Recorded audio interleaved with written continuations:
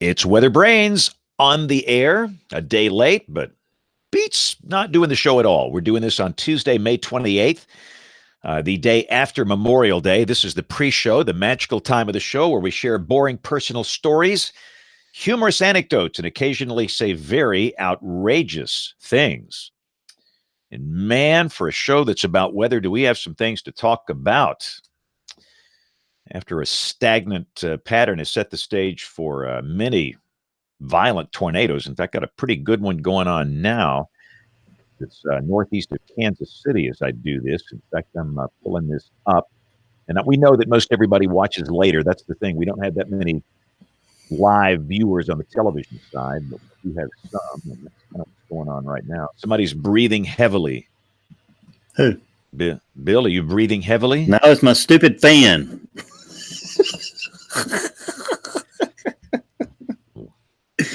You get you a 7-year-old computer and you're in business. That's what I'm saying. What I'm going to do. Put my microphone as far away from it as I can.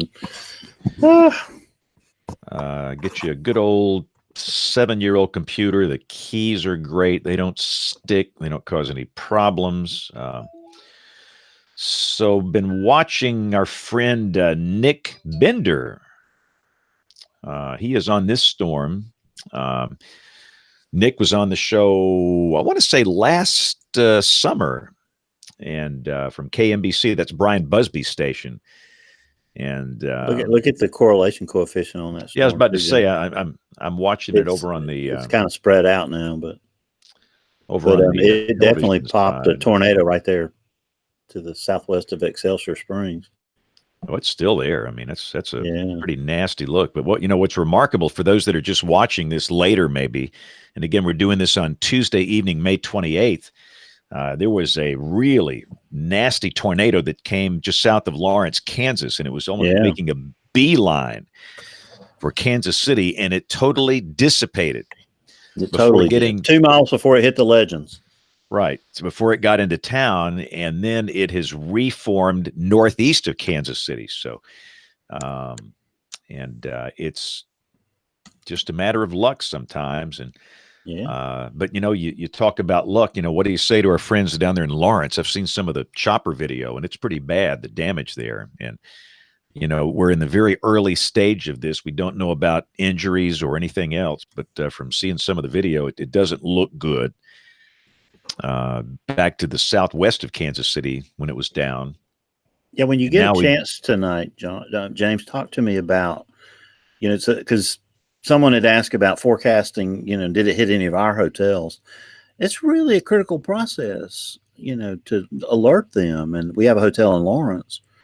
And so an hour out, I told them, because it takes time to get a hotel ready for a tornado. And at that time, I really thought that tornado was going to hit the hotel.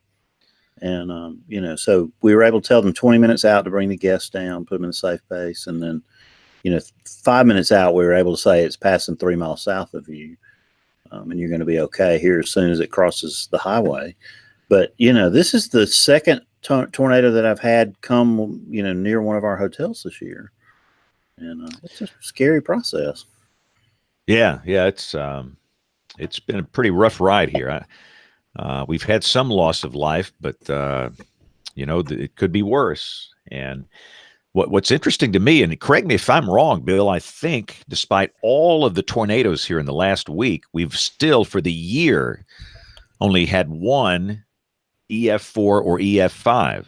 Yeah, I think that probably changed today, but that was an EF4 in Lee County, Alabama, back on March 3rd, the one that passed south of Opelika, Alabama. And we'll see how the surveys go, but the surveys coming out of Ohio were EF3s, right? And understand, those are horrible. There's nothing good about any tornado, but so far we have not had an EF4 or an EF5 since March 3rd when Dixie Alley was under the gun, and we'll see how it goes. But goodness, the meteorologists in shops all over the country, weather service offices, TV stations. It has been wild. Is it true? And I saw this from a fairly reputable source today. 500 tornadoes in 30 days. And that might be reports. I don't know if that's confirmed tornadoes. How does that compare to 2011 in a 30-day period centered on April, around, late April, mid-April? Because I guess you couldn't quite get all the way to Joplin. We'll get Patrick Marsh on that. He's our stats guy. He's the WCM at the Storm Prediction Center. But, we're in this phase now where you get reports of tornadoes and those count. But then you come in and you do the surveys. And a lot of those reports will go out the window or they're duplicates. And the number will be a lot smaller than that. So we don't even, have a good count yet. But once we get that, I think this pattern is going to settle down here in a couple of days and it'll be over for a while. After 5-6 days from now, we'll get a good count and then we can look back on other occurrences in like 2011 and some in the 90s and some of the 70s. But it'll be very interesting to see the historic ranking of the events of the last 7 days. And Aubrey, I'm trying to say, are you in this mess tonight? It's all north of you, isn't it? No, yeah, it's all just north of us. We've got our risk tomorrow afternoon. Man, this is nuts. This is nuts. Yeah, what happens, I think, for those that don't know, if you're in the television business, at least what I do, and Aubrey, I think you're probably doing the same, we watch live coverage from other markets for many different reasons. Number one, so we can assess what's happening. Number two, to see best case practices, to see what works. Maybe get some good ideas. There's look, if I see an idea from Brian Busby or, anybody else, he doesn't mind me taking that idea and running with it. The same people that might watch me, we are kind of a family here. And we learn what works and what doesn't work. You just kind of watch what other people do. But I've got Channel 9 on in my office here. Look at that debris signature there. Are you watching Kansas? Is that Kansas City? Yeah. This is Kansas City. Nick Bender, who's been on our show, was out in that chase vehicle, and he is on that tornado that is northeast of Kansas City. I'm watching NBC4 from New York. I'm watching Janice Huff. Yeah. We got all kind of action here. Of course, the problem they're about to deal with in Kansas City is what the problem you have now. It's getting dark, and we've been fighting that bear all season long, which we're used to that. That's, down here in our part of the world, nighttime tornadoes are a very, very common occurrence. So, looking at New York. My brother said there's a Yankee game on tonight, and they're in New York. Yeah. Hey, Bruce. Hey, how you doing? Hi, Bruce. Hey, guys, can you hear me okay? Mm-hmm. Okay, good. How close to you are all the action up there? It was very close. Sirens blew here about an hour ago, James. That tornado that went through the south side of Lawrence and came across Eudora, it was a hard right turning supercell, started turning and coming right towards our house.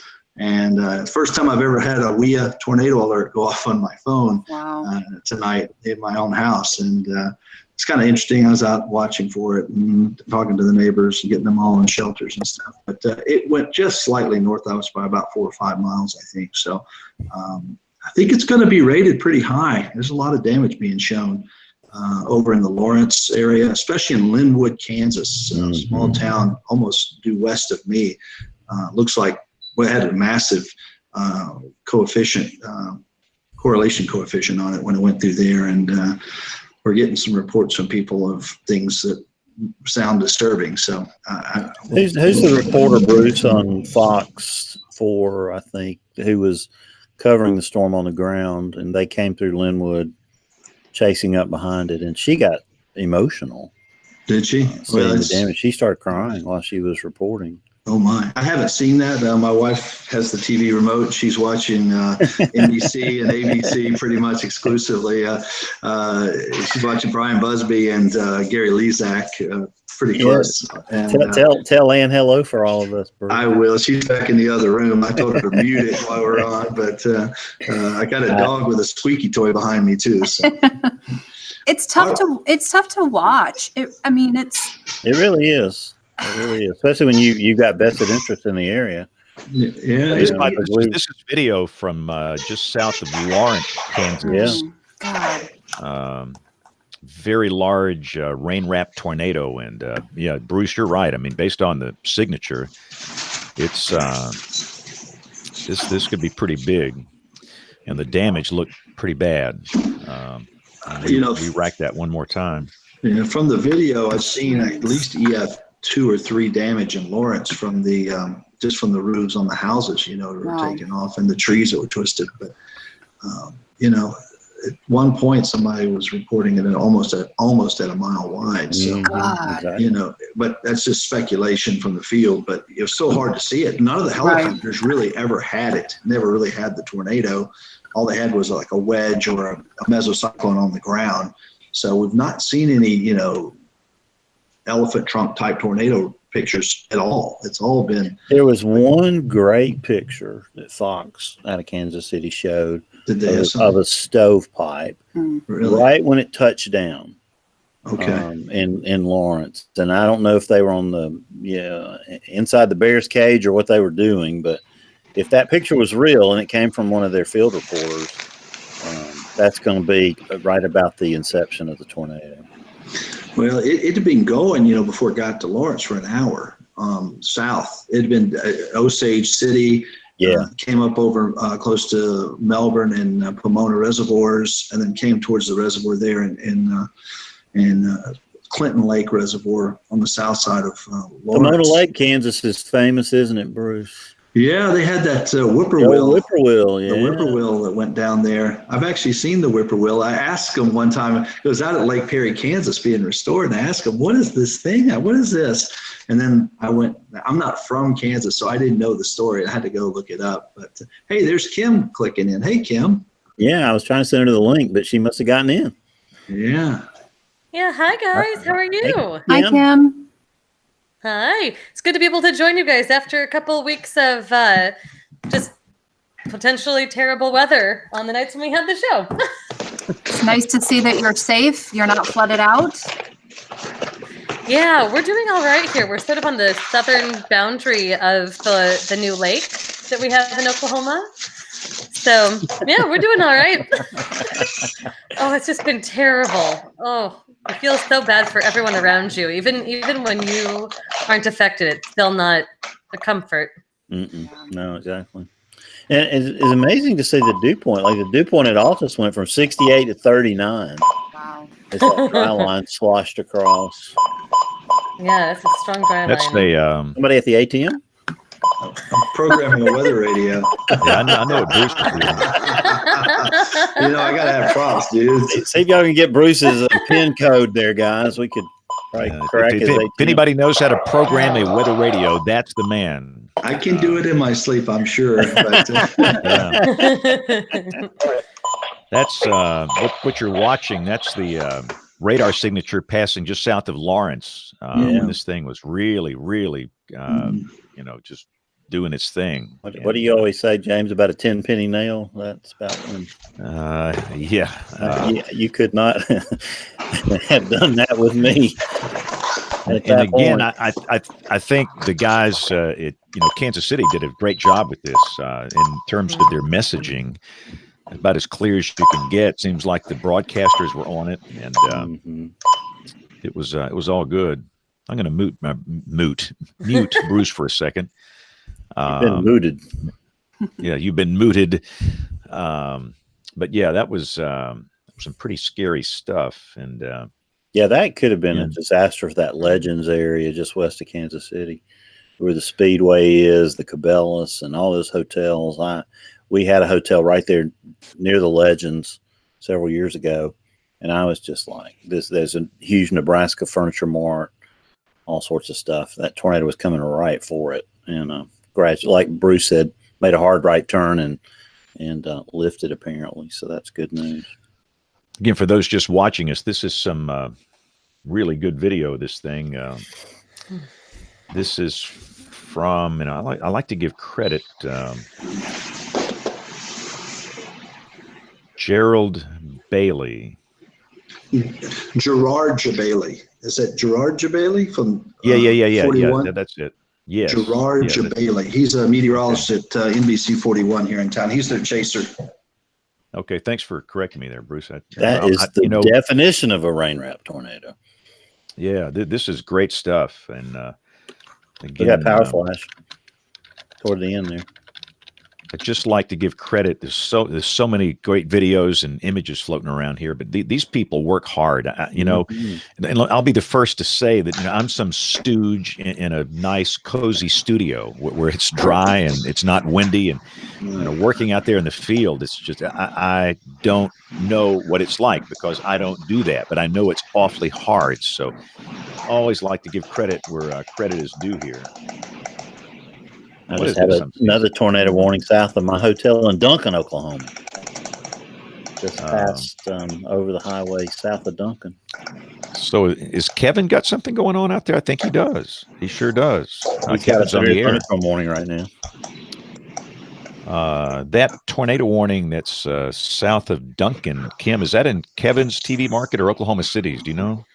That's still going to be Oklahoma City's, but they might be able to get Wichita Falls. It might be one of those boundary counties. Okay, because somebody just tweeted an image of Kevin, a freeze frame of him on the air. It looks like he's pointing at a wall cloud. Oh, geez. Yeah, there's a very strong storm moving in. Well, it's weakened a little bit in the last couple of volume scans coming into Wichita Falls right now. Have to be kind of careful with and by the way, let me welcome our television viewers. Hello, TV friends. We are on here, WeatherBrains. We're a day late and $1 short. Story of our lives. Let's see if I can get I'll show you what Kevin looks like right now. Who's got that wind tunnel effect I'm hearing? Y'all hearing that? Yeah. I hear it, so it's not me. That might be me. I'm typing. I'm sorry. No, it's not typing. No. It's like a wind tunnel. Let me mute us one by one. Mm-hmm. Oh, it's Bruce. Bruce, are you in a wind tunnel? And by the way, this is Kevin. Apparently, he's on. This is Kevin looking at some type of lowering. For a minute, I thought he was giving an ugly gesture there on the screen. If you want to find me on Facebook or Twitter, I've got something for you. Take this, tornado.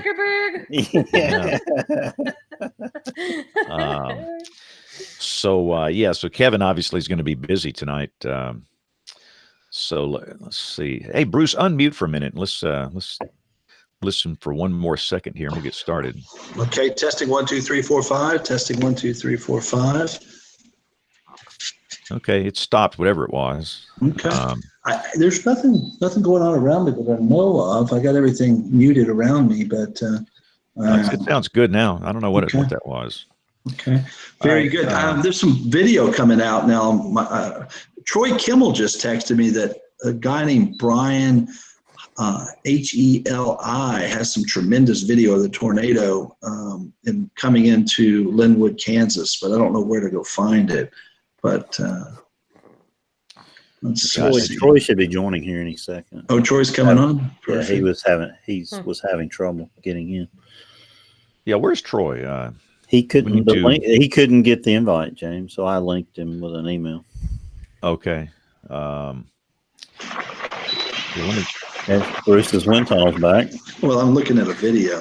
That's it. That's what. Okay. I couldn't hear it because I had my headphones on. That's what it was. It was a video playing on my phone. That was the actual tornado. Yeah, it really was. It was right there on my phone being played.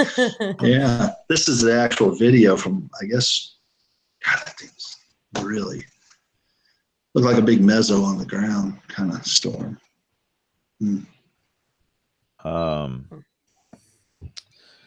All right, I got so much traffic coming in here. Goodness gracious. All right, let's get this thing started here. There's comes Troy.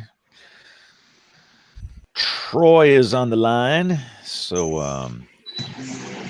got his hat put on backwards. That's always a sign. Yeah.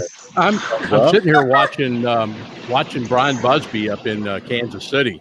with this amazing storm. I know, Bruce, you've been watching it too. You're in Kansas City or west of there.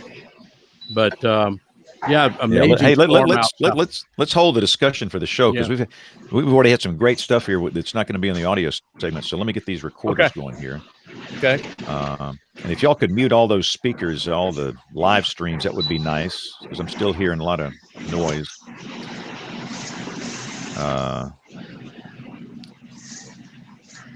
All right, here we go in 5, 4, 3, 2, 1. Let me do a restart here. I'm still hearing that noise. It is like I wonder if it's my fan on my computer. Oh, wow. Same problem I have, Bruce. Did it go away? Yeah. Yes, it went away. I just put my hand over the fan. Wow. Apparently, the Google Hangouts really taxes these processors, and it kicks these fans in. Except on my old 7-year-old, POC here, there's no fan at all. Or maybe the fan just quit working. I don't know. Maybe it'll go up in flames. All right, here we go in 5, 4, 3, 2, 1. This is WeatherBrains episode number 697 for May 28, 2019. This is the weekly show all about weather. And man, do we have some weather to talk about, ladies and gentlemen. It has been a wild series of days here. And I don't even know where to start. But Kim, it's good to have you back. Welcome back. Have you survived all this? I have. Yeah, we are not underwater here in Norman, which is pretty great. We had 2 tornado outbreaks that could have affected us that didn't materialize in central Oklahoma. So we're hinging between gratitude for that and still a little bit of a scientific mystery about that as well. So it's been a interesting couple of weeks is a good way to put it, but it's good to be back. Yeah, no kidding. And we got a lot to talk about here. And in fact, as we do the show, we've got some severe weather issues ongoing and flash flood issues ongoing. In fact, I can't even count the number of flash flood warnings in effect this evening. We've still got a few tornado warnings in parts of Kansas. We had a pretty big scare for Kansas City, and it's been pretty rough. And Aubrey, you are just south of all of this, and you're going to get the action tomorrow, right? Yeah, so there's some indications we could get maybe a Boeing segment tomorrow. As that ridge drops a little bit further south, the ridge is holding steady for today. So we didn't even get any sort of, terrain-induced circulation or anything this afternoon. So that ridge is definitely capped everything for us today and has kept everything to the north, but tomorrow as it drops south a little bit, that'll put us in a bit of a severe risk, especially for damage. So in your market, and you don't have as many tornadoes as some of us in these other markets, how do you handle that? Let's say you got a tornado warning in your DMA. Do you go wall to wall? Do you do cut-ins? How do you do it there? Yeah, so we'll go wall to wall. If there's anything that's kind of on the fringe of our area, maybe technically something that is not part of our DMA, but is something that I know people follow us on Facebook, or Charlottesville, for example, is not technically part of our DMA, but a lot of people commute and travel there. I might do a cut-in just to kind of do an update. But if it's in our DMA, it's wall to wall, and I'll stay on until that thread is over. No apologies whatsoever. Yeah, we'll talk about the famous the now famous rant that was on the air from one of the meteorologists in Dayton, Ohio. That was great. Jamie Simpson. I know you've heard it. If you listen to the show, you've heard it. But if not, by chance, we'll play that later and talk about it. But Troy, we're down here, at least where I am, we're in the Death Ridge. And we have been for a week. We can't even get a decent cumulus buildup on an afternoon here. And we're in the 90s. And well, believe it or not, James, we've got a thunderstorm right now. I just realized we had a thunderstorm outside to the west of Austin that's developed this afternoon. This one's kind of scooting in right now. A lot of cloud to cloud lightning, but I'm really of interest watching Channel 9 up in Kansas City with Brian Busby right now. Boy, that has been a wild set of storms up there. And Bruce, you're up there in the middle of that. You'll get introduced in a few minutes, but this is amazing. Some of the damage. Tornado on the ground for 2 hours across central and eastern Kansas. Yeah, and again, we're going to bring in Bruce Thomas here in just a second, who's in the middle of all this, and he can talk about this. But I got the same thing going on here. In fact, for those that happen to be watching, I'll give you a quick preview. I can't show much of this because of copyright issues, but they're doing the flyover here, and you can see the damage is pretty severe. And imagine if that had come on through Kansas City. And it's been tough. But anyway, let's just get Bill Murray on here, because Bill, you need to bring in Bruce, because Bruce can tell us more, because he's in the middle of all this. Yeah, you just have that sixth sense, something's going to happen. And this day's worried me for a couple of days. Not only for, our interest, we have a hotel in Lawrence, Kansas, but I called Bruce this afternoon because our regular guest for tonight had fallen out and I couldn't be on the show. So I called Bruce and he said, we're going to have severe weather tonight. I said, Bruce, that's why I called you. He's the chief meteorologist for Midland Radio Company and a past president of the NWA. And of course, he's the Alec Baldwin of WeatherBrains. He's been on the show more times than anybody else as a guest. But Bruce, it's nice to have you on the show tonight. We were really concerned there for a while, watching your location on our radars a little earlier. It was quite a night, and I appreciate you calling me at one point. I think I've been on WeatherBrains more than anybody else. At one point, I think when I hosted the 500th anniversary podcast, that was a lot of fun. And what show is this now? How many numbers? What number is it? 697. 697. So we'll have you on every 200 shows from now. That's right. That's right. You're the Alec Baldwin of WeatherBrains. That's not too bad. That's not too bad. Thank you, though. I appreciate the introduction. And boy, we had a big scare here. I live on the west side of Kansas City, about 30 miles from Lawrence, Kansas. And when that supercell took a hard right turn before it, as it came into the Lawrence area and then started moving almost due east at about 30 to 40 miles an hour, I started worrying. I hurried home. I was actually getting some work done on my car, and we ran to wrap that up, and I headed on home and discussed it with my wife that it was going to be really serious. My youngest daughter is on a trip to Costa Rica right now and has her car in my garage, so I can't get my own car in my garage.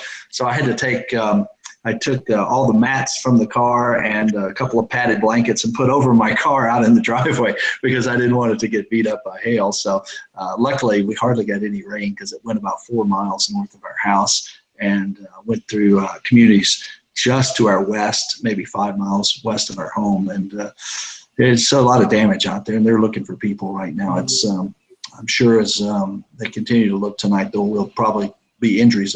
There was a great advance warning. The tornado watch came out at 1:55 this afternoon. So basically a 4-hour in advance tornado watch for most of the region. These warnings were very timely from the Topeka office. And when they handed it off to the Kansas City, Pleasant Hill office, they picked it up and ran with it hard. And they put out tornado emergencies because this was a large and dangerous tornado. It was confirmed. And I was very impressed. It was the first time I've ever received on my telephone a wireless emergency alert, WEA tornado warning. So what was interesting is my house was actually just maybe a few hundred yards outside of the polygon, but because they broadcast over the cell towers, it still will hit you outside the polygon. And of course, weather radio was going off too. I have those all over my house. So I had weather radios going off, I had my WEA alerts going off, and my wife telling me to get inside and go to the basement. I'm saying, honey, this is what I do for a living. Let me stay outside. So, because I was digging on it, you could hear this staccato rumbling. I could hear a loud rumbling out in my driveway.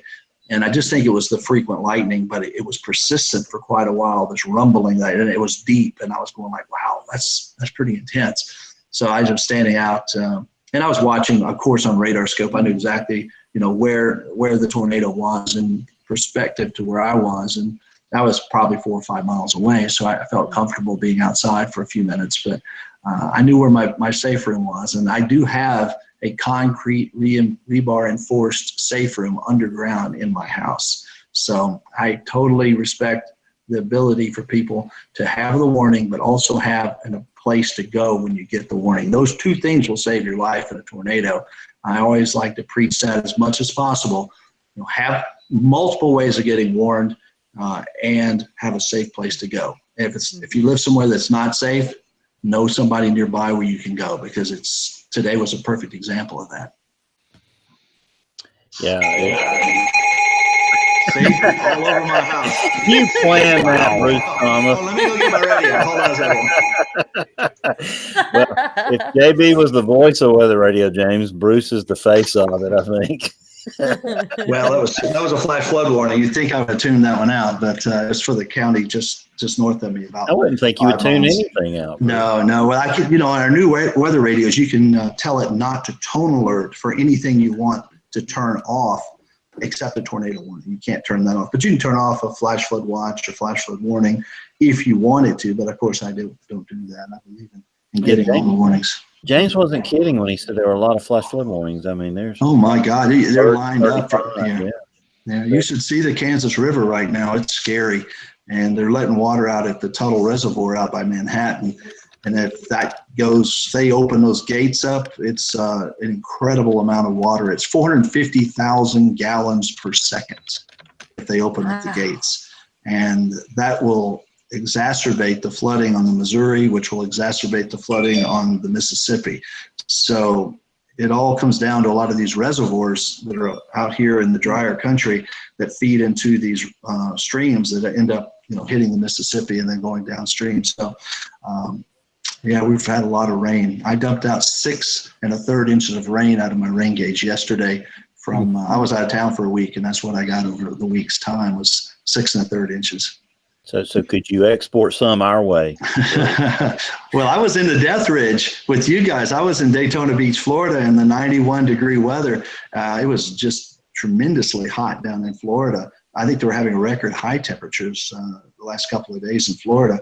And I was down visiting my family down there. And so it was pouring down, raining at my house. And I was in actually very nice weather in Florida. I was enjoying it.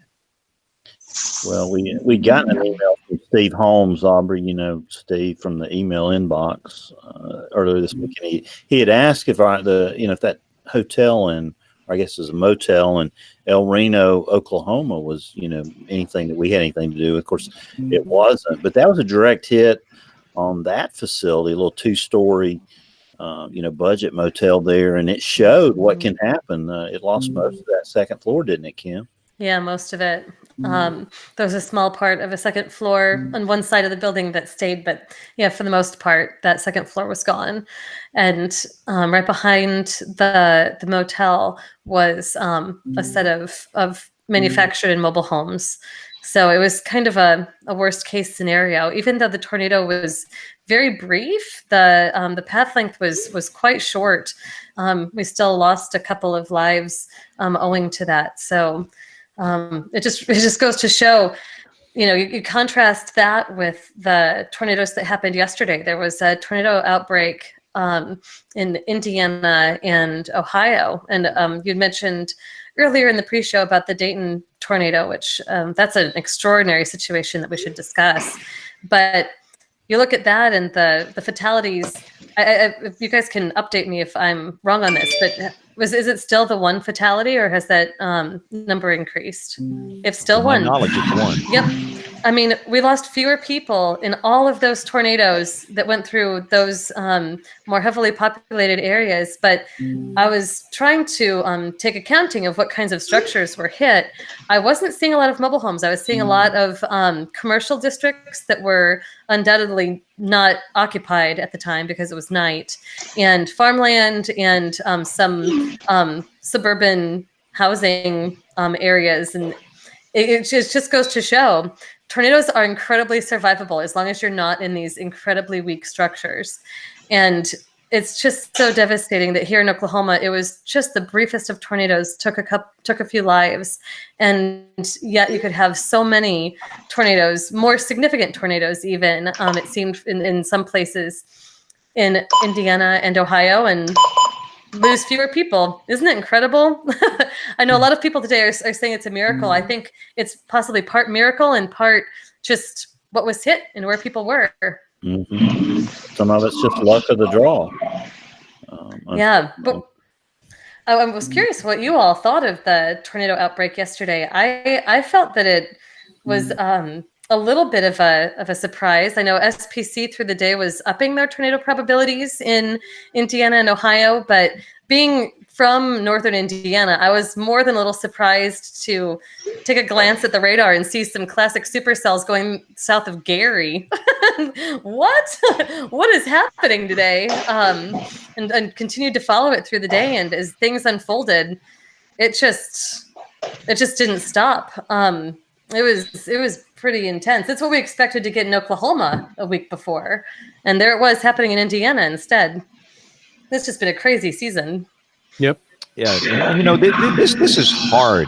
I keep hearing people criticizing the Storm Prediction Center, and my response is, so you're so good, then you go do it.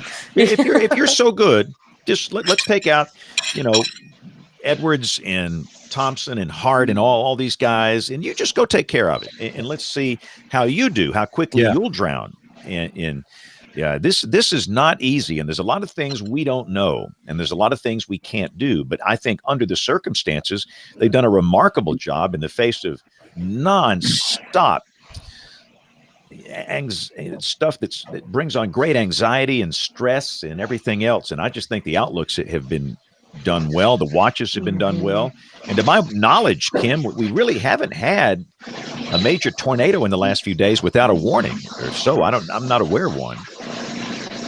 There were a couple of instances in Indiana yesterday when things were starting to ramp up. The warnings, I wasn't sure if they were having technical problems of some kind. There were some polygons that didn't really match up with some of the areas of rotation, especially the tornado that happened west of North Manchester in Indiana. I'm trying to remember the community where it touched down first.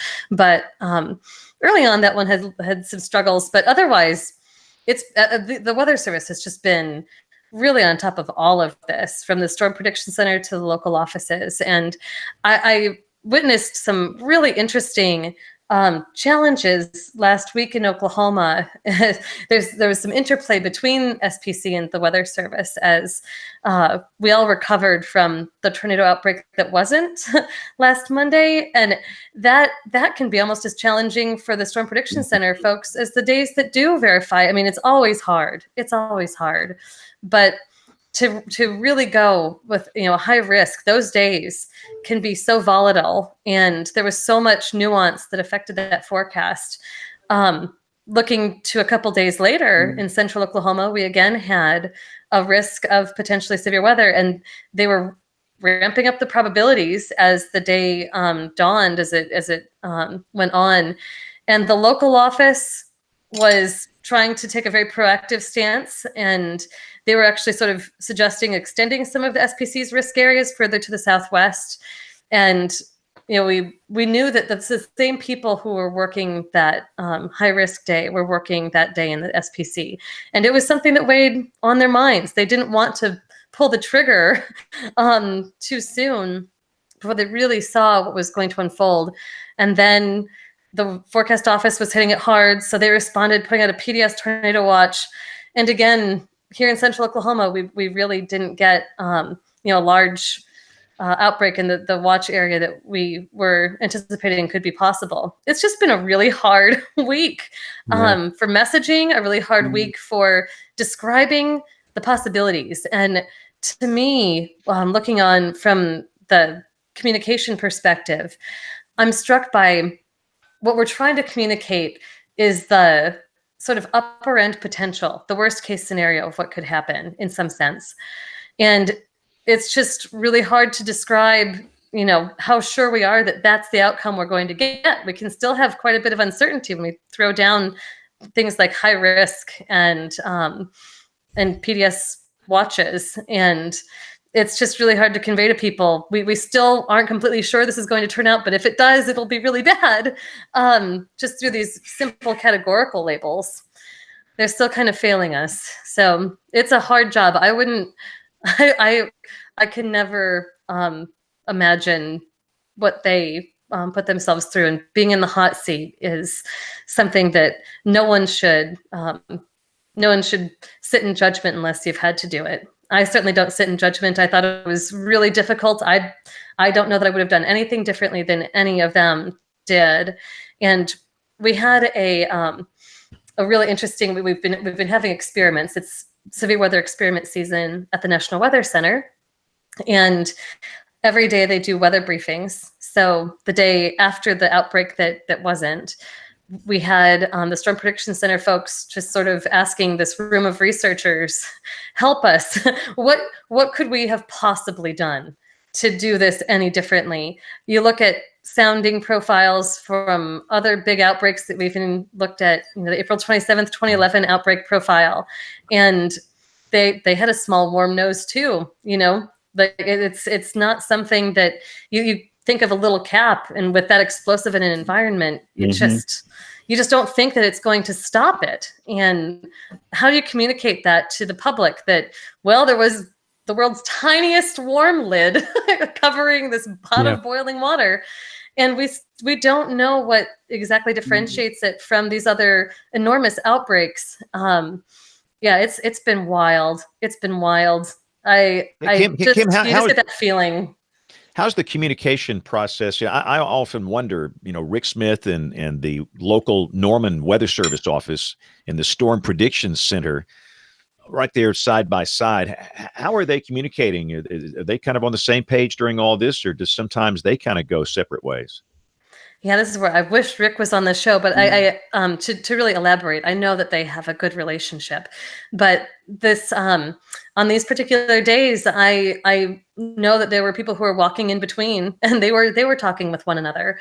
So they just have slightly different, perspectives, and they have kind of different jobs to play, and roles to play, and so they just kind of they keyed off of each other, I'm sure, and they were talking together and figuring things out. It's been a great partnership, and it's really convenient to have them. Literally, they can look through the glass across the hazardous weather test bed and wave at each other. So got one, that's been nice.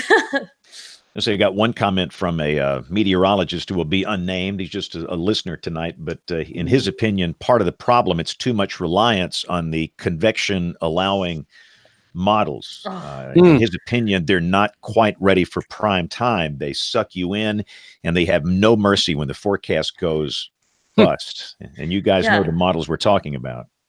Do you mind me going on a small rant about that? I actually think that's a huge issue. I think that we're starting to lose our imagination because of these things. And here's my take on what happened last Monday. You look at the cams, and the night before, into the morning of, you see the evolution of two scenarios in them. One was this thing is going to turn into a bunch of line segments and go through the state as a set of lines of thunderstorms. And the other solution was supercell outbreak in the warm sector that was unperturbed by any of these earlier convective lines. The models that showed the convective lines started with convection firing in the Texas Panhandle that would then promulgate through the state. And I was seeing this solution in the models. There were some runs even of the HRRR that were suggesting this up until really the morning of. But I feel like it was that supercell outbreak that captured the attention of so many. And there were other models that started to get on board with this, but it was never perfectly unified, and there wasn't perfect run-to-run consistency, which suggests to me this is really a very touchy forecast, right? This is something that we should look at with some guarded suspicion, but the parameter space was just so rich. There were, the SIGTOR parameter was something that just hadn't been witnessed before. It was maxed out, and I think the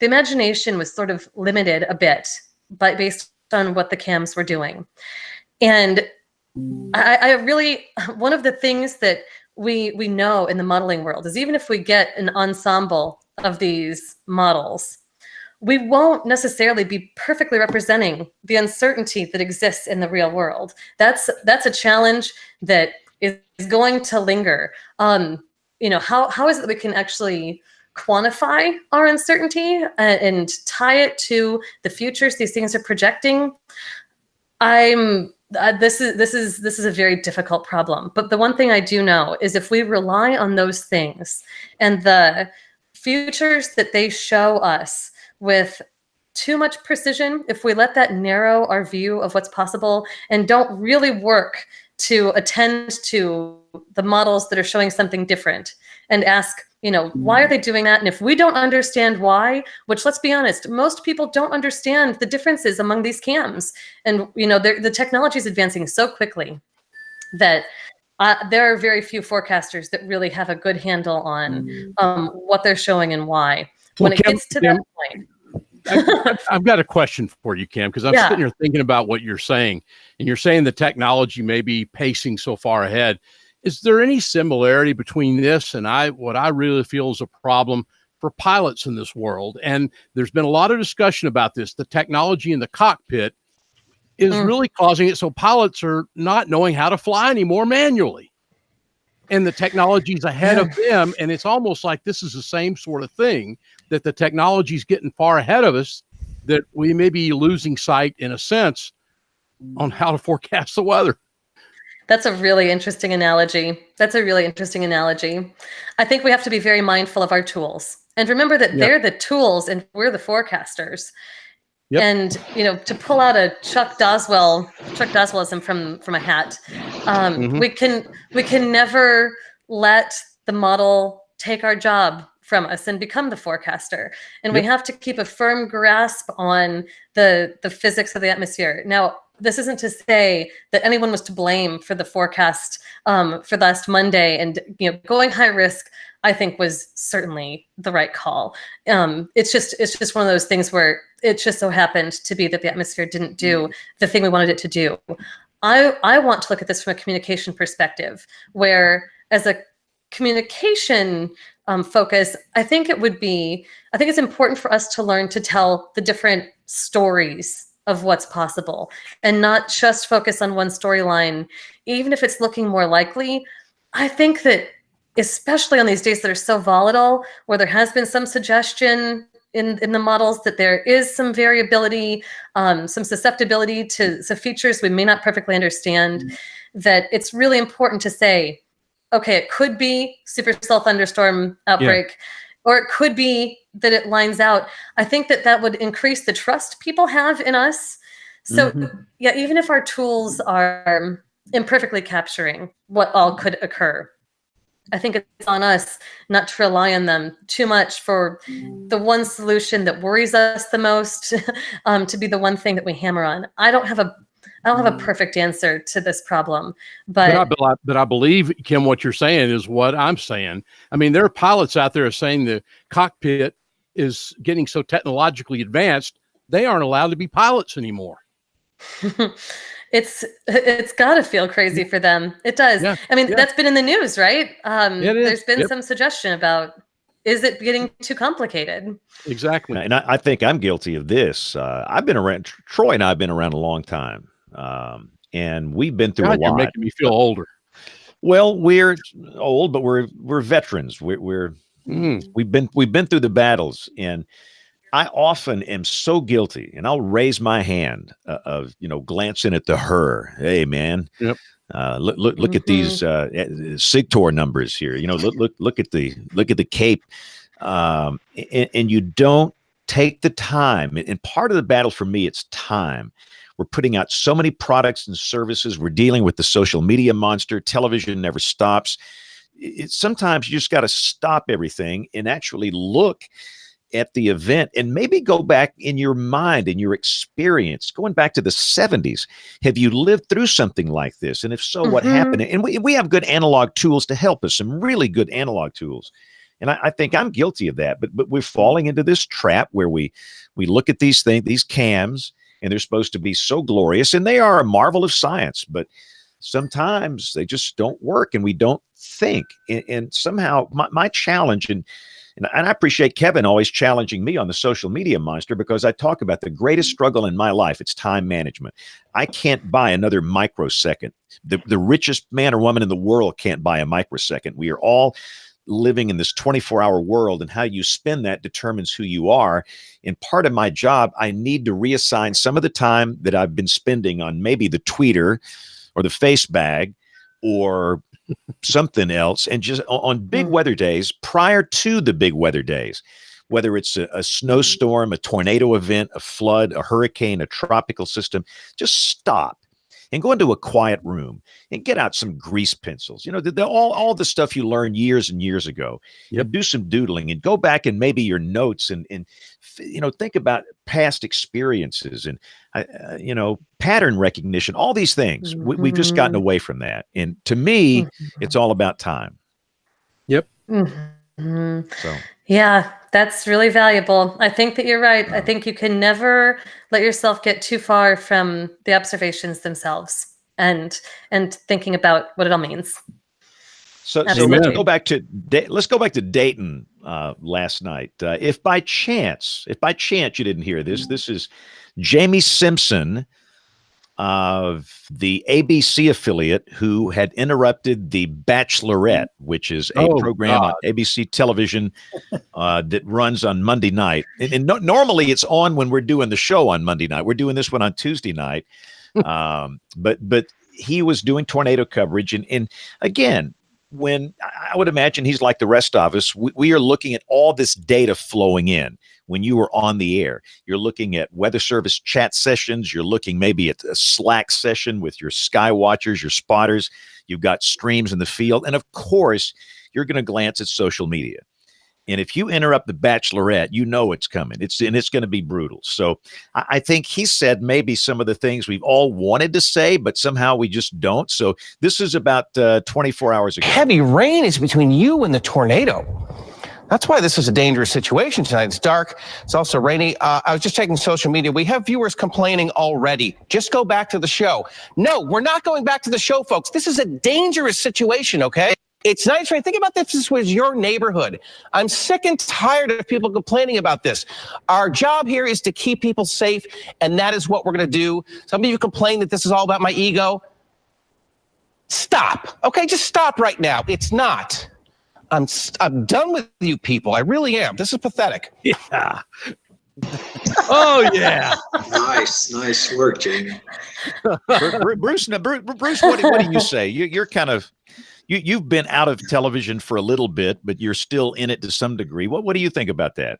Well, I know Jamie Simpson. He's a great guy, and I've had dinner with him, and I've spoken with him, visited him at his station before. He helped promote NOAA Weather Radio in his market for many years. And I respect what he said. I can't imagine what it's like being on television with social media, because I left television, James, 15 years ago yesterday. And wow. It was the 27th of May, 2004 was my last broadcast at KCTV5 here in Kansas City. And, you know, we had email, but we had no social media, and the smartphone still was 4 years away. So, you know, I've dealt with emails and lots of phone calls. A tremendous amount of phone calls in Texas when I made one of the worst forecasts of my life. To this day, the sting of forecasting an Arctic front a day late. It's one of those things we laugh about, but boy, it was my first year in television. It was February of 1989, and they called me the plant killer for about a year after that. so, you know, I walked into the office that afternoon, and they had two receptionists there, and I was thinking, what do they have two receptionists for? She told me it was for the amount of phone calls they were receiving. I wasn't sure why until the general manager called me in the office, and then I figured it all out real quick. But yeah, it's a hard business. It is fun, great time being on television. And the people used to always ask me, do you miss it? And I'd say less and less every day. But it is, you know, it's so much fun doing TV weather. It's stressful, and it can be very important to saving lives. And got a nice email from Lon Curtis. You all know Lon Curtis yesterday, reminding me that yesterday was the 22nd anniversary of the Gerald, Texas tornado. Yep. And he was just reminiscing with me on that day, because it was considered, you know, my career defining moment as a TV meteorologist. And it's also part of his career defining. He made the switch from being a a prosecutor for the state of Texas, putting people in the penitentiary, to being a TV meteorologist right after that because of the amount of work he did. And tremendous that 22 years have passed since then, but still, I was out with my wife at a shopping mall yesterday, and I got this message from Lon, and I sat on a park bench and had to reply to it because it was touching for sure.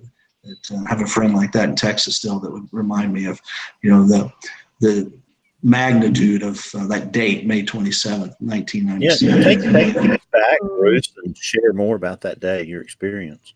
Well, cell phones were really just becoming something you could get. They were $1 a minute on AT&T for voice. You didn't have texting at the time, but I had a phone where I got 30 minutes a month, and the station paid for it 30 minutes a month. So it was $30 a month, $1 a minute is what it cost.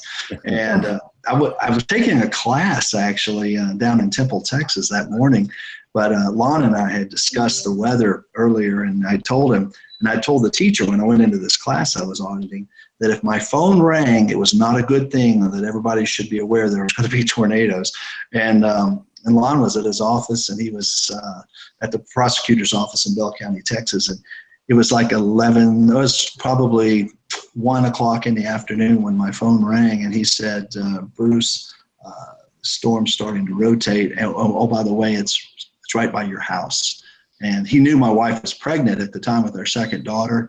And so I got a hold of her and told her she got in the bathtub, 8 months pregnant with our other daughter, who was a year and a half old, and all the pets. And it was hailing at our house. So that's how close we were, because it was a single cell supercell, and it was hailing at our house in Hewitt, Texas. Tornado, since it was a weird moving, southwest moving supercell, actually the tornado passed maybe a few miles to our east, and the hail was happening, and it was moving, and ended up dropping 9 tornadoes from that one supercell through that afternoon. And Troy, you know a lot about this storm too. You were on the other side of it, looking at it coming towards you down in Austin. Yep, into our area, and then fell apart just southwest of Gerald, and then we got another one, Bruce, that spun up out at Cedar Park on the northwest side of Austin. I think it was an EF2 or I forget exactly what that was. And then there was another one that was real bad. We don't know much about it because, but one person was killed out west of Austin around Lake Travis as a result of that storm. So. It's one of those historic days in Texas. Actually, what's interesting, it was the last F5 or EF5 tornado in Texas in the last 22 years. There's not been another rated that highly. Yep. So, always surprised. And as I recall, correct me if I'm wrong, Bruce, didn't Brian Peters, wasn't he on the assessment team to rate that tornado? Bill Murray, one of you guys might know that. That's the story he tells. Yeah, he did. Yeah, I think he was. Yeah.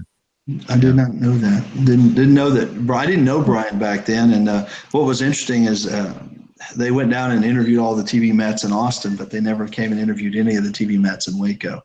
And I was say a little put out by that, but I didn't realize that it even happened.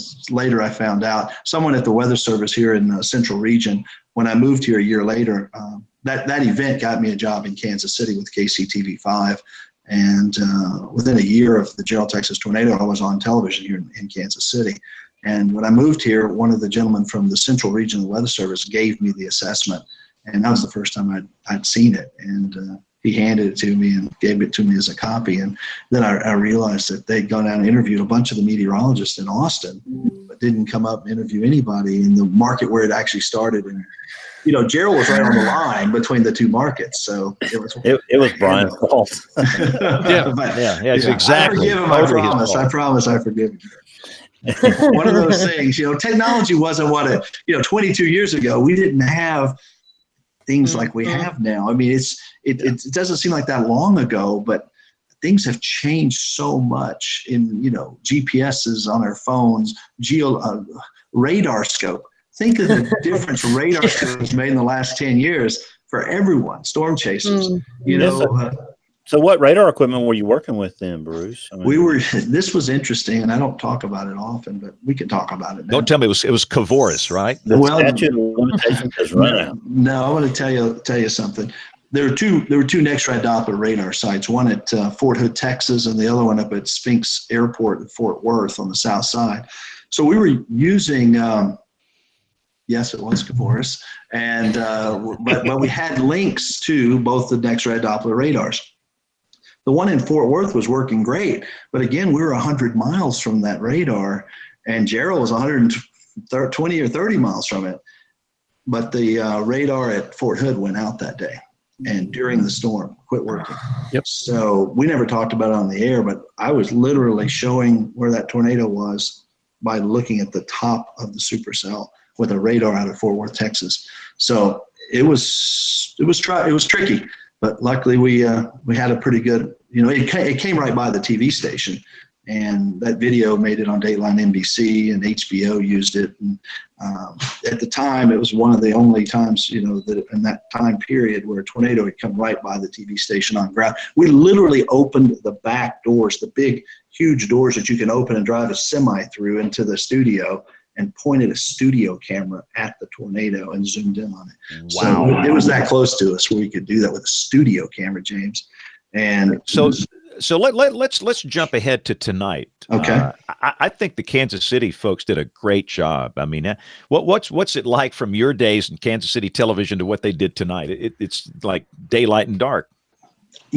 Truthfully, James, it's not that much different. I've been off the air 15 years, but they've got better chase vehicles. They all have these dulled out, trucks with, all kinds of microwavable units on it and radio. I was in a live van. We didn't have a helicopter. I covered a big tornado up here in 2003, May 4th, 2003. We had an F4 come through, and I was out underneath that one. And it was interesting as tonight's path was almost identical to the May 4th, 2003 F4 that came through Kansas City. It came across the turnpike, went across the Legends, went into North Kansas City. Very similar areas tonight. So it's kind of interesting watching it. But truthfully, we had helicopters up tonight, 2 helicopters from 2 different stations. And they all share, there's some shared usage of helicopters. And the same company, I think, owns them all now. And, it wasn't that much different. Wall to wall, people are, much better at using the gate-to-gate products and the correlation coefficient. That's one of the big things. Dual polarization. That's a big change. That's a big change. And showing that big blue square on the air tonight over Linwood, Kansas was very impressive. I was texting some friends that have a farm out there, and their cousins live there, and I was sending them information maybe 10 minutes, 15 minutes before it hit them that, they needed to really pay attention. And I was very confident when I was seeing that correlation coefficient return that, this is serious. This is the real deal. Debris ball signatures, we didn't have that back in the day. I mean, we had great hook echoes, but it's interesting. There's a gentleman named David Bodine. He's a radar researcher down at OU. Do you know him, Kim? You know David? I sure do. Yep. David sent me an email this morning that the acoustic imaging radar on wheels was going to be in eastern and northeastern Kansas this afternoon. And so I knew that this was going to be a day, because if they're coming all the way up from Norman with this new radar to test it out, in his backyard, he's from about one subdivision over from where I live now. He grew up, I met him at Walgreens when he was 17 years old, and he told me he was interested in weather. And I started mentoring him at 17, and he graduated from the high school where my kids went, and he said he had an interest in weather, so I kind of took him under my wing, and he went out to K-State for 1 year. And then he came back to me one day, and I said, okay, you ready to go to OU? And he goes, okay. So he went down to OU, got a master's, electrical engineering degree, and a PhD, and now he's a radar professor at OU. But that email I got from him today, which was out of the blue, he's never done it before, he just told me, he just basically put me on the end of a large email blast to all of his research students that they were all heading up here. So I had a feeling that if they felt that confident that things are going to get rocky here. So it's always good that, those kids that you mentored, as you know, James, I mean, you helped mentor, and Ginger Z, she was one of your interns. It's really makes you feel good when you see them do really amazing things. It does. So let's talk about the warning dissemination process, Bruce. Obviously, we want everybody to have a weather radio in your home. This segment brought to you by Midland Radio, makers of the world's greatest weather radios. How is weather radio penetration? I continue to see over and over. Rick Smith, he put out a pretty aggressive tweet today about the Siren dependency problem. How is weather radio use in the Kansas City market? I think it's pretty high. We put 100,000 weather radios out in this market pretty early when I first started this campaign.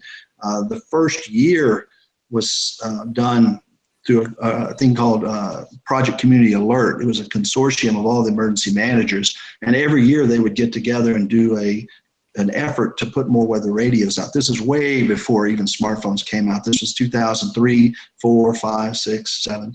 We put out 100,000 Midland WR100s all across the city, and then we've continued to do programs. Our ABC affiliate here, Brian Busby and Nick Bender, are our current station we're working with, and they've been out at grocery stores. They were at a grocery store here on Saturday, and the people were lining up to get weather radios and meet the team. And Johnny Rollins, the helicopter pilot here, we call him Johnny Rock and Roll Rollins. He's an old radio disc jockey that back in the 70s, actually, who got into flying helicopters, and he's tremendous in the air. He's one of the best you'll find at chasing tornadoes down. And he was there. And so, that's to answer your question. People still buy weather radios. It's an older demographic, but it's interesting. After an event like tonight, we will sell a lot of weather radios for the next several months and even into next year. Usually you'll see an uptick in sales after a major outbreak year like 2011, we had record sales in 2012. So it's that fear factor that carries over to the next year that people actually respond and go get more prepared after the events. And we've seen that over and over and over. So this is a tweet that Rick Smith, our colleague, put out today. People, the tornadoes, don't know about the sirens. Hearing sirens doesn't mean anything as far as the storm is concerned. Sirens are sounded by people and policies that vary from city to city. Tornadoes can happen without sirens. We spend too much time talking about sirens. End of rant. And I have noticed this over the past 4 or 5 days. It just seems as though all these TV stations, instead of concentrating on where's the tornado, they're more worried about where's the sirens sounding. They'll pitch to a reporter, can you hear any sirens in the field? Do you hear a siren? Well, who cares? That the siren's not going to kill you. It has nothing to do with the situation. The tornado is the issue here. How about focusing on the location of the tornado instead of if some bonehead can hear a siren? How have we come to this? It's like some warped love affair with these things that we can't drop. And I know Kim's going to fuss at me. She's pulling back. They serve a purpose, and I understand that. They really do. But it just seems like we have become overly dependent on these things. There is a warped love affair with these things, with TV news reporters and even some on-air meteorologists. I've heard some on-air Mets talk to some reporter in the field. Ooh, can you hear the siren? Well, who cares? What importance is that to anybody? It means nothing.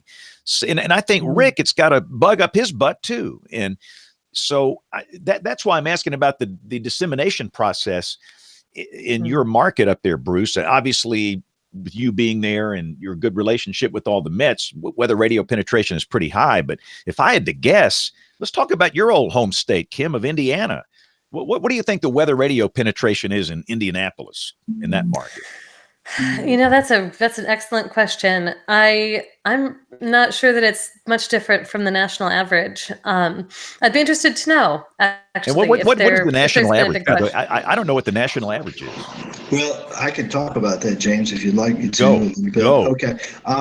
It's according to where you live, of course. In the Midwest and Dixie Alley, we've seen as high as maybe 60% penetration in a place like Evansville, Indiana, because we did a tremendous job of promoting weather radio there after the tornado that went through there in it was 2005, in November 2005. We sold 120,000 weather radios there. Evansville's only got 100,000 residents, but in that market, we sold about 120,000 weather radios in the year or two after that. Indianapolis, we've done numerous weather radio programming events over the decades. My guess over in Indianapolis, probably about 40% penetration on no weather radios, which is probably higher than the national average, which may be like 20%. If you count California and the East Coast and New England, then you kind of excuse it terribly because, again, it's all about the fear of tornadoes. So Dixie Alley, Alabama has a tremendous penetration of weather radios, Mississippi.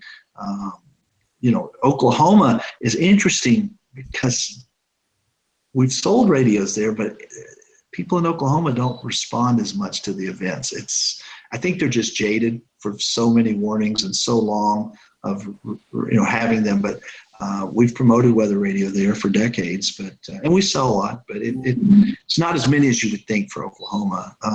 We have some tremendous events, in Amarillo. We've had one coming up tomorrow at the Academy Sports and Outdoor Store in Amarillo. And we put 200 radios in the event for tomorrow, and we'll sell those out. It'll be a sellout.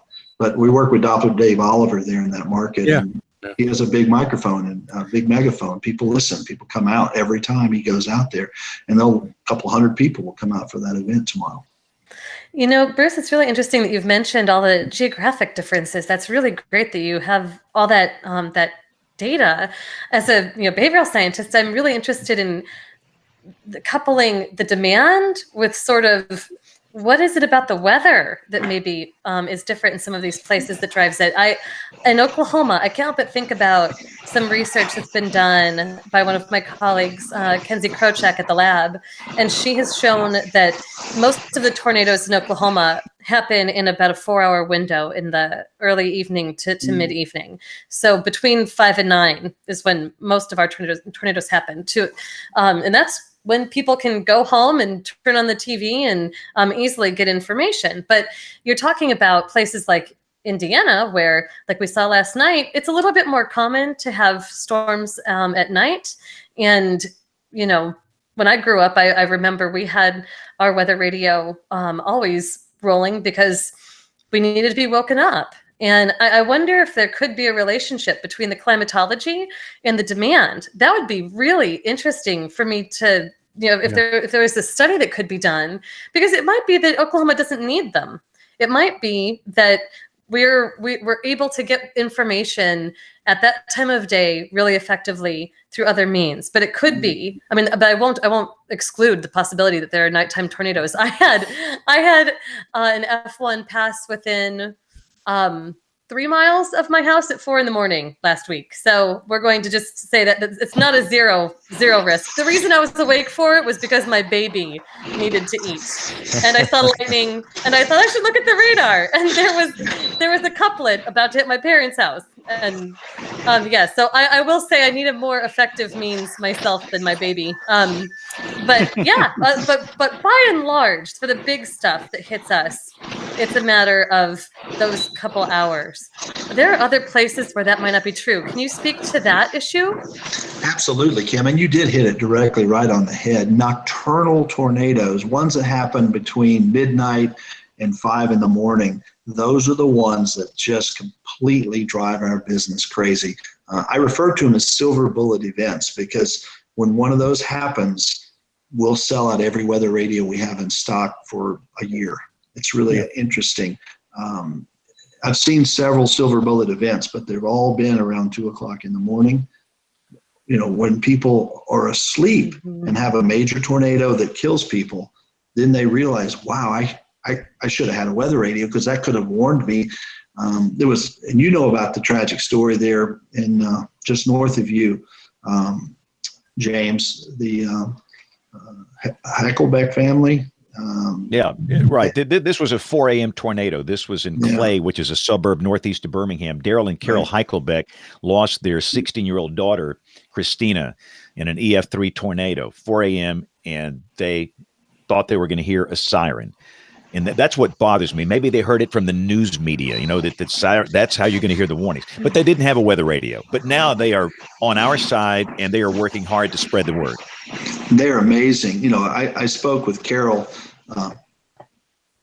Okay, I saw Carol recently when I saw you, James, at the Birmingham Barons baseball night for tornado survivors. I came down to Birmingham this year for that. And, Carol and Daryl are probably two of the neatest people I've ever met in my life. And I feel so terribly for them. They had a concrete safe room in their basement and just couldn't get there in time. And with their kids, I mean, they had done everything right. They had built a concrete reinforced safe room in their basement. They just didn't have a way of getting warned. Some of their friends were trying to call them on their cell phones and couldn't get through because I think some of the cell towers had been hit. So the cell phone failed them.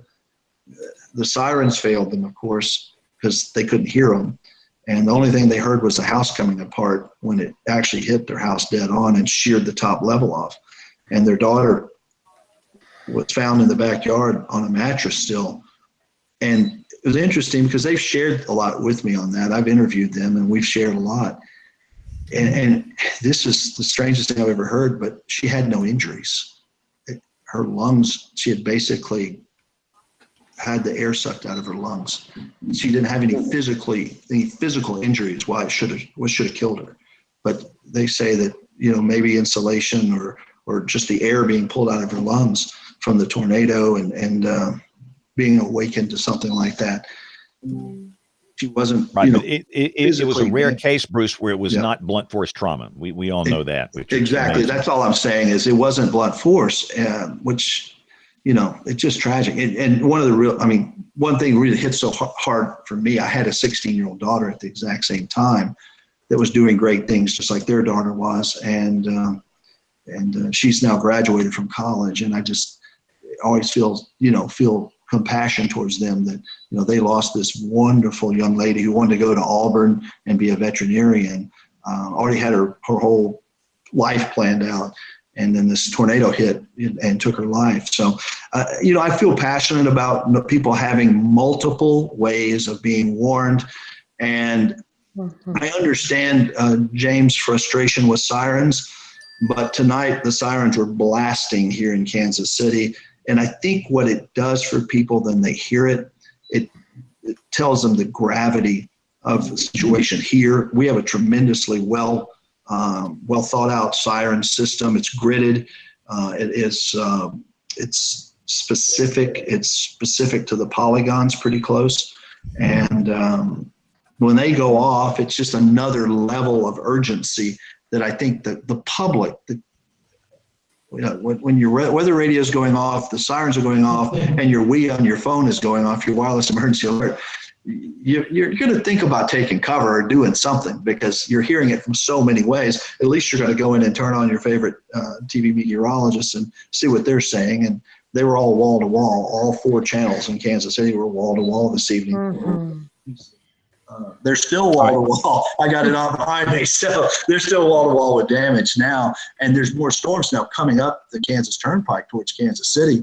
I was watching it just a moment ago, and we're going to get hit again tonight with something that's we're still under the tornado watch. So it's not all quite over yet. I'm watching some storms sneaking up from the southwest right now. So with that said, I understand the frustration. The emergency managers, they're very expensive to fix sirens. They have to deal with birds and snakes and lightning strikes. And a siren costs about the equivalent of 1,000 weather radios. One siren equals 1,000 weather radios that they can distribute in a small community. So you can go into a small community with 1,000 or 2,000 people and give everybody a weather radio for the price of maybe 1 or 2 sirens. So, and so many counties, Bruce, can't afford to maintain these things. They cannot. They absolutely cannot. Maybe in a big city like Kansas City that's thriving, but you go to Greene County, Alabama, or you go to Wilcox County, Alabama, they can't afford to maintain these things. Half of them don't work. They're not reliable.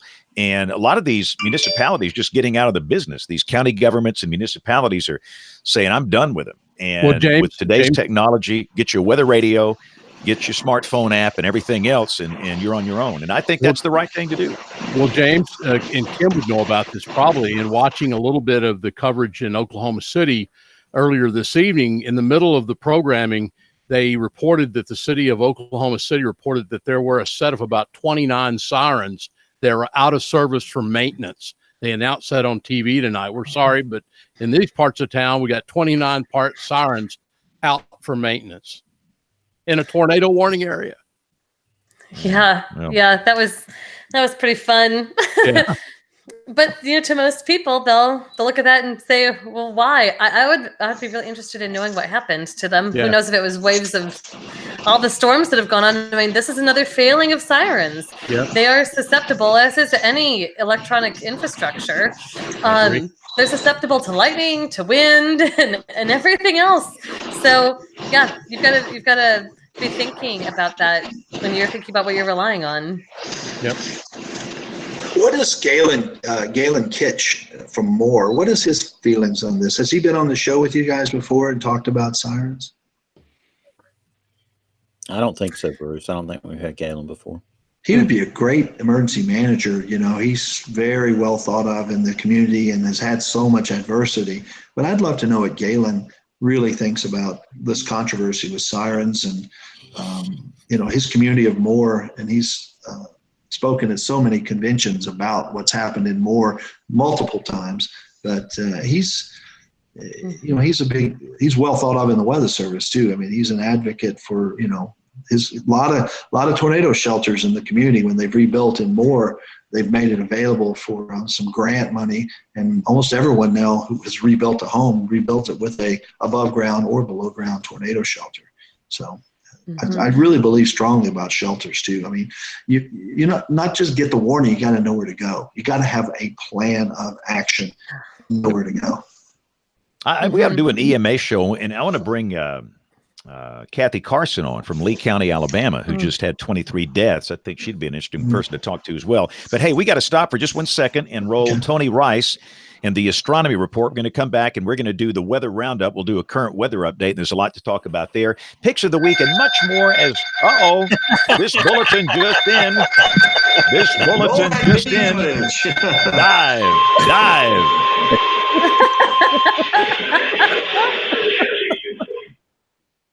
He turned it off. I was trying to see what it was. I thought he was pushing the test button probably just to show off. This interruption brought to you by Midland Radio. Bruce had a tornado warning, flash flood warning. What you got? This is a new watch that just came out. Just reissued. Severe thunderstorm watch for the area. Okay. Yeah. All right. So just issued a new watch. Let's roll Tony Rice, and we'll be back with Picks of the Week and much more as WeatherBrains rolls along. Looking beyond the atmosphere, here's Tony Rice with your astronomy outlook. Last week, SpaceX launched 60 small satellites into low Earth orbit. They're intended to provide global internet service. The $10 billion Starlink constellation will eventually number some 11,943 satellites, according to SpaceX CEO Elon Musk. To put that in perspective, right now there's only a little over 5,000 active satellites currently orbiting Earth. Once you add in all the orbital debris that's tracked by the U.S. Air Force's space surveillance, more than a third of the objects larger than 10 centimeters in diameter would belong to SpaceX. This train of satellites is currently visible moving in a line in the hours before sunrise and after sunset. This week, best opportunities in the United States are in the pre-dawn hours, though dimmer passes will occur after sunset as well. The satellites are currently clustered together, making them easier to spot.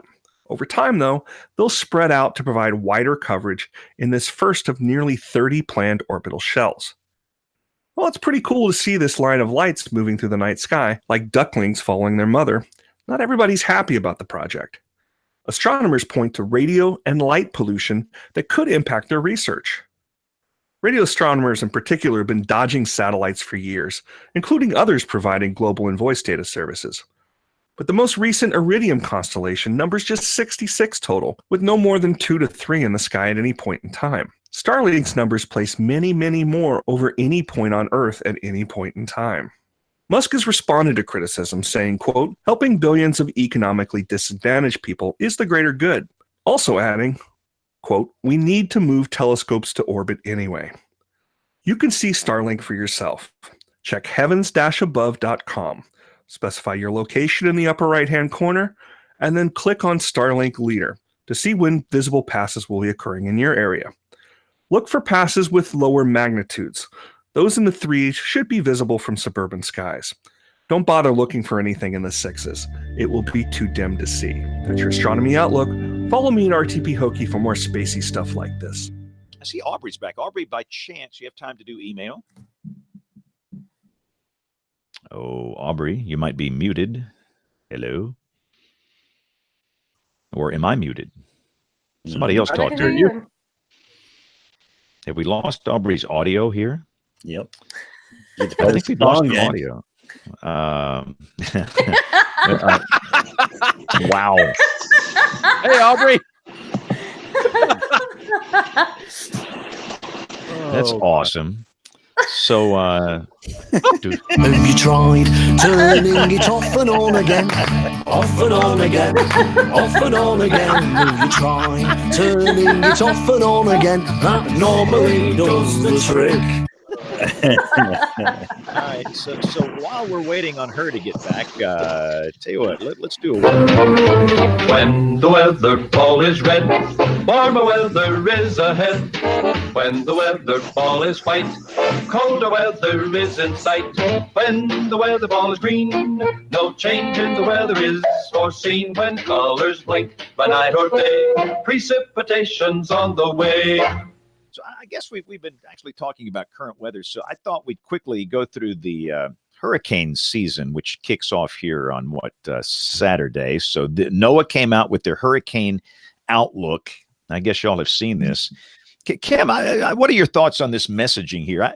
My question is, what do you do with this product? I mean, it says here you've got a 40% chance of a near normal season, a 35% chance of above normal, and a 25% chance of below normal. If I'm an emergency manager in, say, Baldwin County, Alabama, what do I do with this?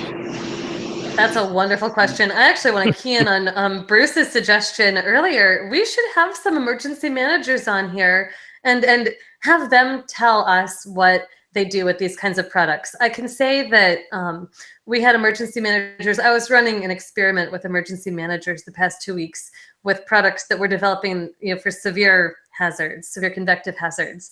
And they were able to use probabilistic information remarkably well at a variety of timescales. I can't speak to the hurricane timescale, but I do know that they are pretty proactive in involving emergency managers as they're doing product development. So I would be fascinated to get somebody from the Gulf Coast or the East Coast on the show to tell us what they see when they see that.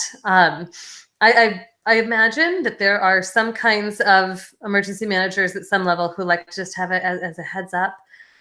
Seasonal outlook. PR opportunity. Yeah, it's their chance to, exactly, push it out to their partners, be communicating. One of the things that they've told us that they like to do is just communicate proactively, have those relationships in place in case they'll need something. And I think that, people in those places, they're used to the annual drill. I'd be really interested to know if they do anything different year to year based on these. They might like having our best guess just to back them up. Sometimes emergency managers told us they like having an authoritative weather service thing that can pass along to other people. It might just give them an excuse to talk about it with other folks at the start of the season. I would be fascinated to know. Well, James, yeah. I would say that this is sort of like we all see the seasonal outlooks from up in Washington, from the Climate Prediction Center up there. And when they had these equal chances, because look back at that graphic again, that graphic you showed, James, it's pretty much equal chances. The pie is cut into 3 parts, which are very similar. And it's just like that. What do you do with something when you say equal chances? What does equal chances mean? I guess it means equal chances, but again, that's a social science thing for Kim and messaging. It means flip a coin. I don't know what that means. Well, the most fun is just watching the tug of war between James and Bruce here as Bruce unmutes himself. For those that don't know, Bruce has his own wind tunnel, and he's testing out his structural integrity. Yeah. So Aubrey, talk. Let's see if we can hear you real quick. Oh no! Oh, it's dead. Oh no! The blue is dead. Have you tried turning? No, we've heard enough of that. So the next question of the weather roundup, and we'll go to picks of the week here.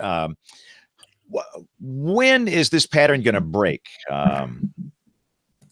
Troy, Bruce, Bill, Aubrey, Kim? It's going to get dented over the weekend. But. Well, it almost looked like last week that the death ridge was coming west and into Texas, but all it did was tended to shift that ring of fire back from West Texas into Oklahoma, Kansas, Missouri, and back up that direction. And so, we haven't gotten much down here. And of course, James, you hadn't seen much, but Bruce, you're going to have to decide, what hours you go to the shelter during the night tonight.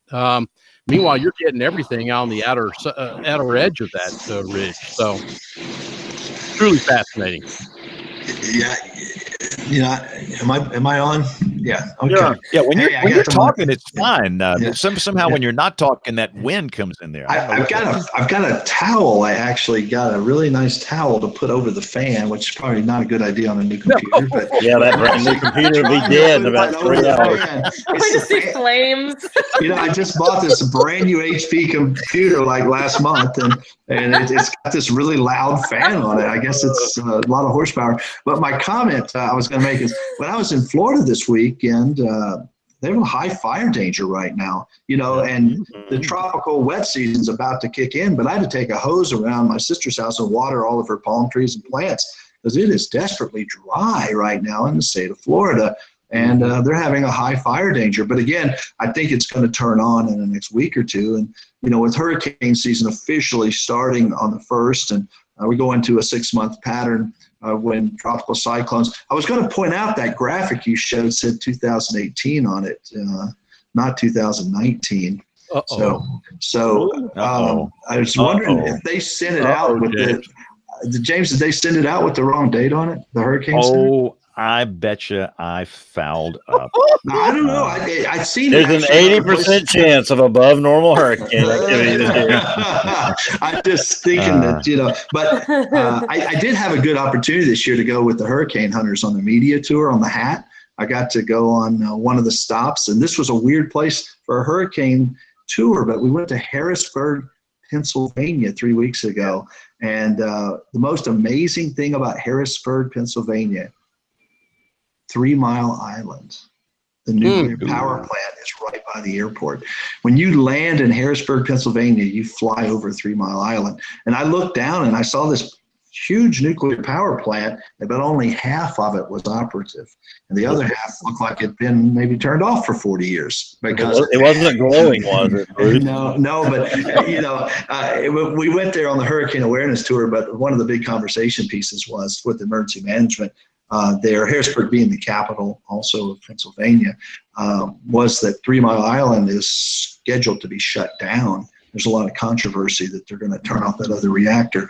But again, emergency managers have to deal with not just natural emergencies, but also these man-made ones like nuclear power plants. And when you fly in there, it's pretty spooky when you look down and see that. Because all of you that were alive in 1979, Kim, we were on pins and needles. That's right. That was almost our Chernobyl. That was America's very close. Well, that's what only thing I know of is it probably could have been a Chernobyl, and you couldn't have gone to Philadelphia possibly for, Philadelphia is not that far downwind. So it's just really scary to think about what could have happened. And it was all a false reading on a valve. I can remember listening hour to hour to the hourly newscast on the radio just to see, because, I even at 12 or 13 years old, however old I was. I guess I was 17 years old. And I stayed home from school on the major day to follow the news because, this could have really impacted the northeastern United States and been a huge disaster for our country. So, by the way, this is the correct hurricane season outlook. Not that it makes any difference. It's just like the other one. I'm about to say, I don't notice any difference. The pies are a little differently shaped, but at least it's got the right date on it. The right year. Sorry to point that out. I'm Captain Obvious here, but no one else saw so 40% chance of near normal, 30% chance of above normal or below normal. So same Equal chances. I don't know. So Aubrey, no email this week, I guess, unless you can do sign language. But we never had this problem with you. I don't know what's happened here. Hey, James, I got one thing to say about Aubrey, since she can't. Oh, good. Anything anybody wants to say, this is your chance right here. Me and Troy Kimmel were at the Mississippi State. We were all there together at Mississippi State for their Southeast Storm Symposium this year. And Aubrey went out with the students and made us all look bad because she hung with the students out in the nightlife of Starkville, Mississippi, and just really represented very, very well. And it was so nice to get to know Aubrey. And, I went home and went to bed and took my Geritol or whatever. But she went out and she well represented all the of our age group, I say. She's a lot younger than me, but she did a great job. And it was really nice to get to know you, Aubrey, and you can't speak back. So Troy was there. He witnessed this. So. Yeah, and I was in bed by 10:32, I think. So. and that is our show title for this week. She hung with the students. There you go. I am the lead here, and I've got to bail out here. But there was something else I was going to get cranky about, but I can't forget what I can't remember at this point. I'll remember it next week. But anyway, go ahead and wrap us, James. We'll get on out of here before 10 o'clock. No, I've really got to go. I mean, it's like 10 till, and I'm number one. They lead with weather now. With this, the deal is now that they show these, great videos from these tornado areas, and they bring me in to talk about it. So anyway, my pick, it's going to be the Jamie Simpson video. So that's my pick. So Bill, I'll let you wrap it up here. So floor belongs to you, sir. Outstanding. Did we get Kim's pick of the week? Kim, did we get your pick of the week? You're gonna have to give me the horn, man. I came unprepared tonight. I apologize. Well, I'm glad James was able to trigger the horn. I thought we were just gonna have the Bruce fan there for a second. So no pick of the week from you, Kim. I can't believe it. I know. I'm usually so good about this, but it's just been, gosh, guys, these weeks, it feels like it's been years, like just years. I'm ready for storm season to end. Yeah, let's go ahead and have it be over. We were talking in the pre-show, I saw a media report today, been 500 tornadoes in 30 days, 500 reports of tornadoes. And what's the magic number that translates that into reality? Does anybody know what that number is, generally what the discounting factor is? Oh, dang it. Greg Carbon shared this with me once. Do you know, is this a quiz or? Yes, it's a quiz. At least it's what I saw on the NSSL page. So. Well, I won't cheat. I don't remember. Is it something like a 33% discount? Ah, pretty close. Bruce Thomas? I'll go 40. Okay, Troy? What day is this? Price is Right? What is this? What day is this? Yeah. Aubrey, how about sign signal? Yeah, 65% of the tornado reports generally translate into real tornadoes. So it's about a 35% discount. Pretty good, Kim. I learned something here. Pretty impressive. So, and yesterday was also anniversary of a big tornado in Alabama history. Tornado destroyed the radar, the old WSR radar at Centerville on May 27, 1973. And it's the first tornado that I ever saw in person. So it was a meaningful tornado day for me as a child. And I was absolutely in a panic, just seeing that tornado within a mile of my house. So that was really a scary situation. Troy, you got a pick of the week? Not really, but I like James. I like the one. I like the outspoken broadcast Met. I'm going to go with James. I'm voting with him. I didn't realize we could mute Bruce. Kim, that was yeah. Bruce, you can only unmute yourself when you're going to talk, and giving Bruce the license to talk is a scary thing. Yeah, I probably shouldn't have told you all that this is a power that we have, but any of us can mute any of the others of us. Yeah, that could be very dangerous. That could be like that may be information we weren't supposed to have. That's like having the block on The Voice. The show The Voice now has the block where they can block each of the judges if they. Yeah, so now if we go on too long or we criticize the host, we might just get muted. So I think Kevin's been skating on that thin ice for some period of time now. I'm sorry he couldn't be with us tonight. So anything you need to add, Troy? No, I don't know. I'm like Kim. It just seems like the last few months have just been weird. All the way around with these outbreaks, starting with Alabama, and we had all the fatalities down there, and remembering how quiet it was last year, and then this year we're just getting bombarded one after the other, in not necessarily real typical places in the last couple of days. Yeah. So Bruce, so we can mute your fan. Bruce. Hey, this storm system is probably something related to the bomb cyclone that came through a few months ago. So I'm going to call this the relative to the bomb cyclone that's going on right now across the Midwest. And we are in for a pretty rocky next few days. So it's a shame these things happen, but it's the end of May, and it's kind of sometimes expected when the patterns kick in. They really do, and keep our fingers crossed that I've been seeing some damage videos coming across my phone while we've been talking tonight, and it looks like maybe F4 damage in some places, at least F3, maybe F4. Some of these tornadoes that hit around Lawrence and some of the towns nearby Lawrence, so very catastrophic damage. Bruce, they're saying also, just real quick, I saw a headline from Fox News, I guess, a few minutes ago. Injuries are now being reported. That's something I hadn't seen up till now, but they said there are some injuries. Well, that's better than fatalities, I guess. Absolutely. So the warning process has been working well, but again, it doesn't always get to everybody, and they don't always have a safe place to go. Yep. Well, now, you and I were talking about 2:30 this afternoon, Bruce, about Lawrence, Kansas. Because we have a hotel there, and we discussed that extensively. And when I got back, from my errands this afternoon, I called the general manager of the hotel.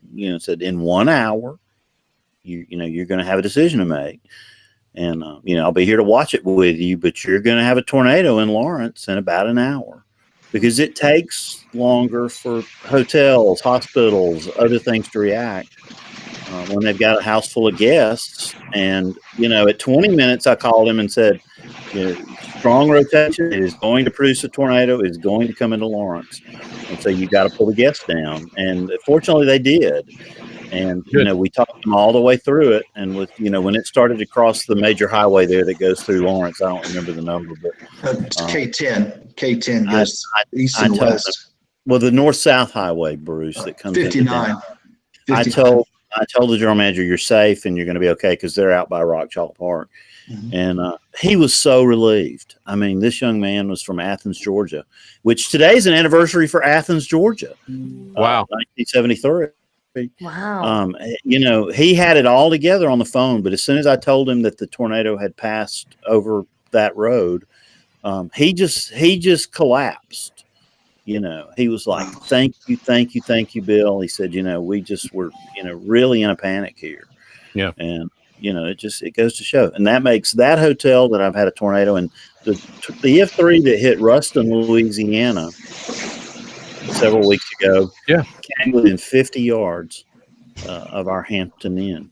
Really? And I just don't know how much longer I can take this, guys. Because you start talking to them 2 and 3 hours out saying, it's coming. And